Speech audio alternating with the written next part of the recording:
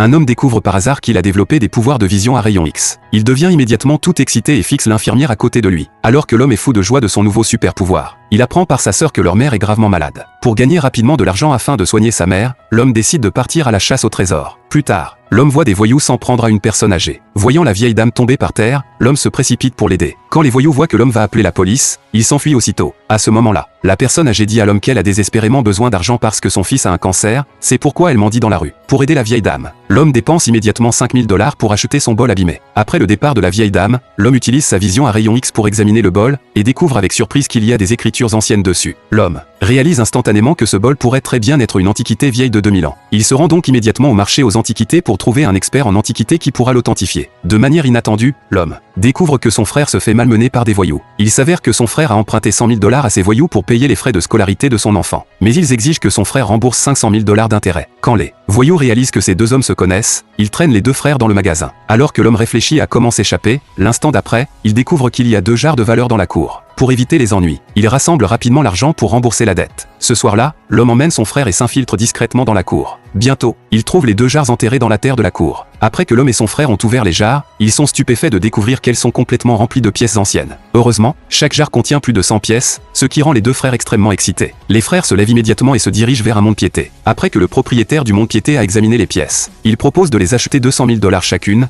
il gagne donc facilement 4 millions de dollars. Le lendemain, l'homme emmène le bol cassé qu'il a acheté à une foire aux antiquités. À ce moment-là, tout le monde montre ses collections aux experts. Juste à ce moment, un jeune homme riche sort une peinture qui est dans sa famille depuis 800 ans. Les gens autour de lui la voient et louent cette peinture comme un trésor. Mais avec sa vision à rayons X, l'homme voit immédiatement que la peinture est un faux. L'homme en informe alors le jeune homme riche. En entendant l'homme dire que sa peinture est un faux, le jeune homme riche devient très en colère. Il défie l'homme, lui demandant de quel droit il dit que sa peinture est un faux. L'homme dit au riche que cette peinture a été imprimée industriellement. Il n'y a donc aucun moyen qu'elle puisse être une antiquité. Mais personne ne croit ce que dit l'homme. À ce moment-là, l'homme sort son bol cassé et dit à tous ceux qui l'entourent que voilà à quoi ressemble une vraie antiquité. Tout le monde est amusé par les paroles de l'homme. Il pense que l'homme est vraiment stupide de considérer un bol cassé comme une antiquité. Juste à ce moment, un expert en antiquité s'approche. Il prend une loupe et examine attentivement la peinture du jeune homme riche. L'instant d'après, il dit à tout le monde que cette peinture est effectivement un faux. Tout le monde est choqué par la déclaration de l'expert. Alors que l'expert s'apprête à partir, il remarque le bol cassé dans les mains de l'homme. Après l'avoir soigneusement examiné, il découvre avec surprise que ce bol cassé appartenait à un roi ancien et vaut au moins 60 millions de dollars.